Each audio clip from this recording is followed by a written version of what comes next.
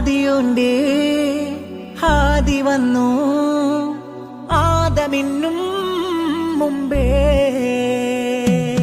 ജ്യോതിമക്ക വാദിദിക്ക നീതിയോതേ അന്നേ അന്ന് തൊട്ടിന്നൂളമെല്ലാം ചൊല്ലിയാനബേ പൊന്നു പോലെ മിന്നിടുന്ന പൂനബേ പാരിടത്തിൽ പാർവണത്തേൻ പാൽ നിലാനബേ പാകിയുള്ള പാതയെല്ലാം ഉന്നതിയുള്ള സന്നിധിയാണ് മണ്ണിലെ മണിയറ മധുരിത റൗല ഊതിച്ച